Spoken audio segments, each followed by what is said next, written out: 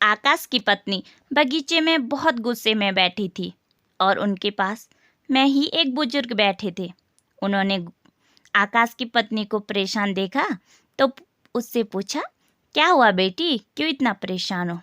आकाश की पत्नी ने गुस्से में अपने पति आकाश की गलतियों के बारे में बताया। बुजुर्ग ने मंद मंद मुस्कुराते हुए आकाश की पत्नी से पूछा, बेटी क्या तुम बता सकती हो तुम्हारे घर का नौकर कौन है? आकाश की पत्नी ने हैरानी से पूछा, क्या मतलब? बुजुर्ग ने कहा, तुम्हारे घर की सारी जरूरतों का ध्यान रखकर उनको पूरा कौन करता है? आकाश की पत्नी बोली, मेरे पति।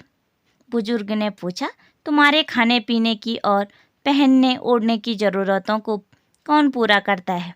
वह बोली, मेरे पति। बुजुर्ग ने फिर बोला, तुम्हें और बच्चों को किसी बात की कमी ना हो और तुम सबका भविष्य सुरक्षित रहे, इसके लिए हमेशा चिंतित कौन रहता है? वह फिर बोली, मेरे पति। बुजुर्ग ने फिर पूछा, सुबह से शाम तक कुछ रुपयों के लिए बाहर वालों की और अपने अधिकारियों की खरी खोटी हमेशा कौन सुनता है? फिर वो युवती बोली कि मेरे पति। बुजुर्ग ने फिर बोला कि परेशानी और गम में कौन साथ देता है? फिर युवती बोली, मेरे पति। बुजुर्ग बोले, बीमारी में तुम्हारा ध्यान और सेवा कौन करता है? युवती बोली, मेरे पति।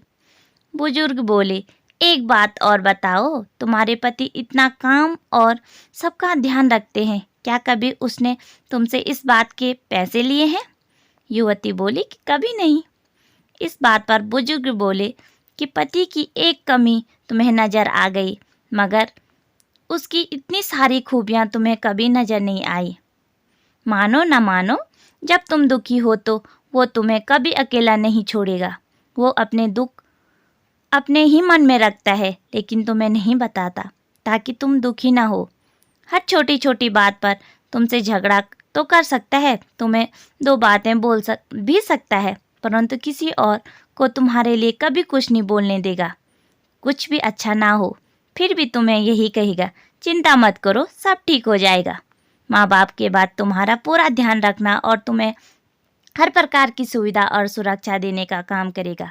पति ईश्वर का दिया एक स्पेशल उपहार है, इसलिए उसकी उपयोगिता जानो और उसकी देखभाल करो।